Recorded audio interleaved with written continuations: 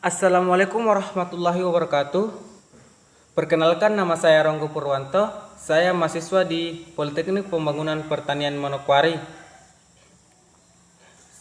Saya prodi penyuluhan peternakan dan kesejahteraan hewan, mahasiswa semester 1. Baik, di sini saya akan menjelaskan tentang mengintegrasikan imam Islam dan ihsan dalam membentuk insan kamil, bab 4, materi agama Islam. Baik, langsung saya akan membahasnya. Muhyiddin Ibn Arabi abad ke-13 Masehi adalah orang yang pertama yang mengemukakan istilah insan kamil. Kemudian Syekh Fadlullah menyebut insan kamil sebagai proses tanazullah atau turun terakhir Tuhan. Maksudnya sebagaimana pandangan Ibnu Arabi, untuk dapat kembali kepada Tuhan, maka seseorang haruslah mencapai martabat insan kamil. Menelusuri konsep dan urgensi Islam, iman dan ihsan dalam membentuk insan kamil, manusia sempurna. Menurut Ibn Arabi, ada dua tingkatan manusia dalam mengimani Tuhan. Pertama, tingkat insan kamil. Mereka mengimani Tuhan dengan cara penyaksian, artinya menyaksikan Tuhan. Mereka menyembah Tuhan disaksikannya. Kedua, manusia beragama pada umumnya. Mereka mengimani Tuhan dengan cara pendefinisian, artinya mereka tidak menyaksikan Tuhan, tetapi mereka mendefinisikan Tuhan. Mereka mendefinisikan Tuhan berdasarkan sifat dan nama-nama Tuhan, Asmaul Husna.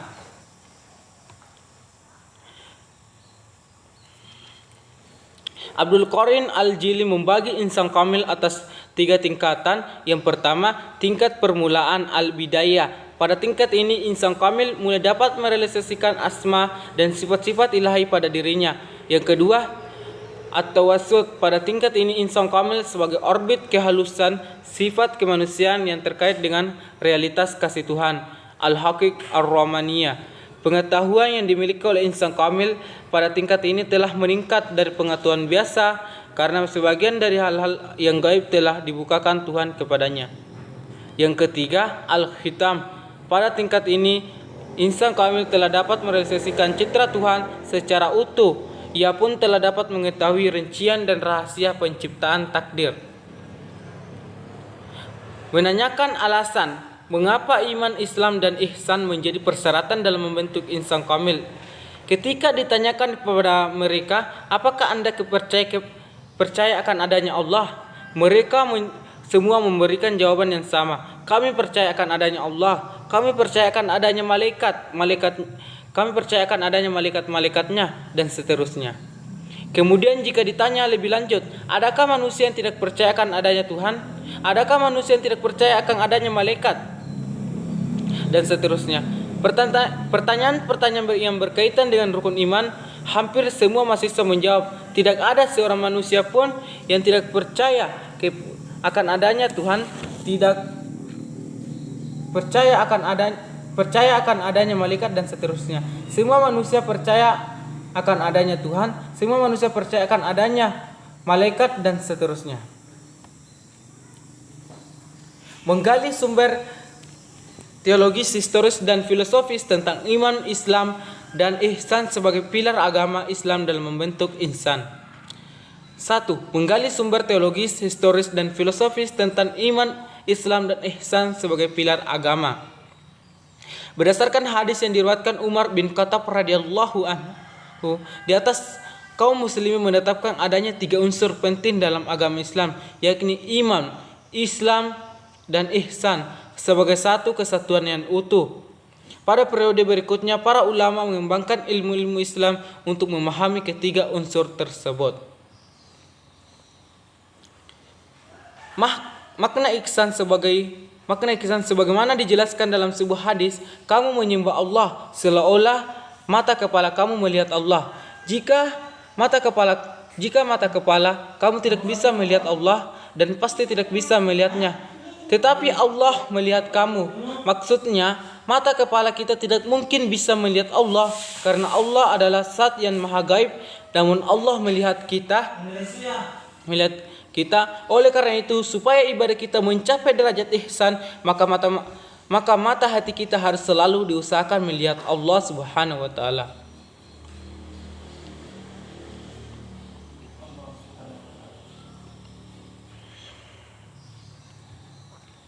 Menggali sumber teologis, historis, dan filosofis konsep insan kamil. Istilah insan kamil manusia sempurna pertama kali diperkenalkan oleh Syekh Ibnu Arabi abad ke-14. Ia menyebutkan ada dua jenis manusia, yakni insan kamil dan monster setengah manusia. Jadi kata Ibnu Arabi, jika tidak menjadi insan kamil, manusia menjadi monster setengah manusia.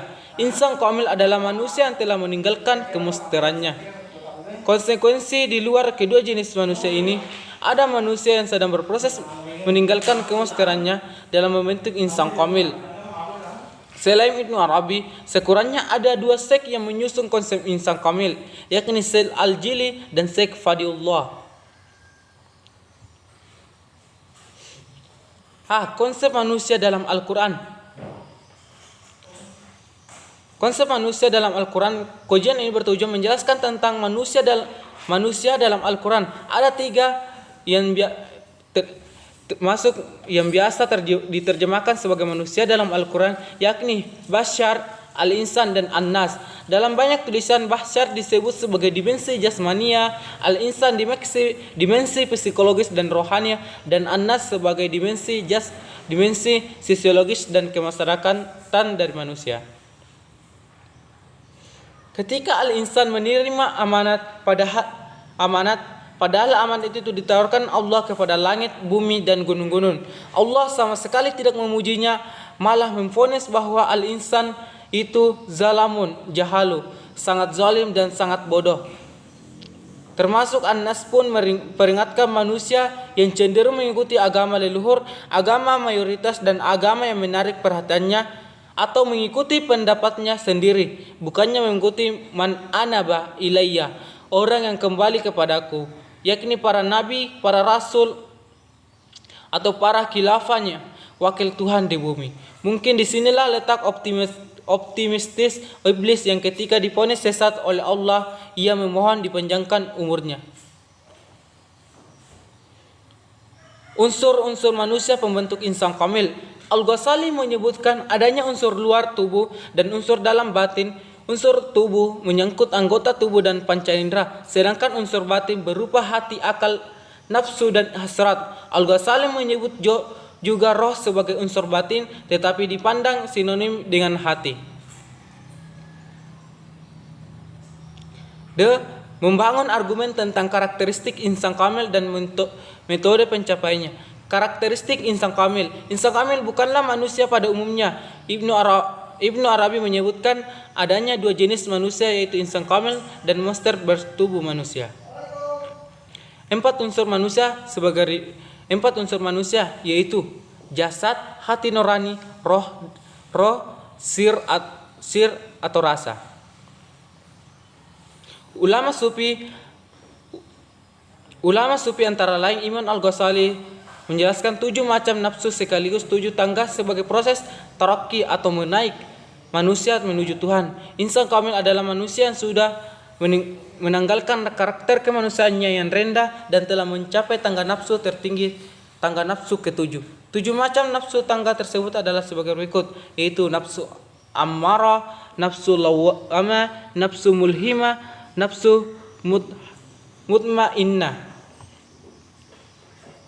nafsu radiyah, dan nafsu mardiyah, nafsu qamilah. Baik, selanjutnya saya akan menjelaskan 4 poin, yaitu yang pertama yaitu makna atau konsep iman, yang kedua makna atau konsep Islam, yang ketiga makna atau konsep ihsan, yang keempat menjelaskan siapa dan bagaimana insan kamil itu. Langsung saja poin pertama, yaitu makna atau konsep iman. Imam secara bahasa artinya membenarkan atau tasdik. Iman merupakan kepercayaan yang berkenaan dengan agama, keyakinan, dan kepercayaan kepada Allah, Nabi, dan kitab. Umat Islam harus atau wajib mengetahui tentang rukun iman, yaitu yang pertama, iman kepada Allah Subhanahu wa taala, iman kepada malaikat, iman kepada kitab Allah Subhanahu wa taala, iman kepada nabi dan rasul, iman kepada hari kiamat, dan iman kepada qada dan qadar. Baik, di poin kedua yaitu makna atau konsep Islam. Islam berarti kepasrahan atau ketundukan secara total kepada ajaran Islam yang diberikan Allah Subhanahu wa taala.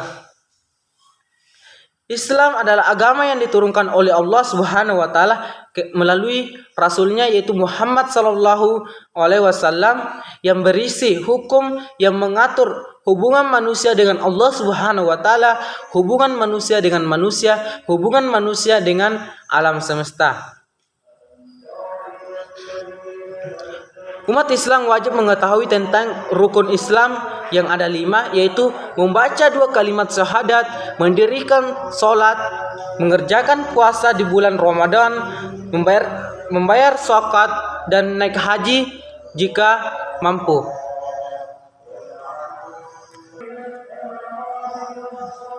Baik, poin yang ketiga yaitu tentang makna atau konsep ihsan. Ihsan merupakan bahasa Arab yang artinya kesempurnaan atau terbaik.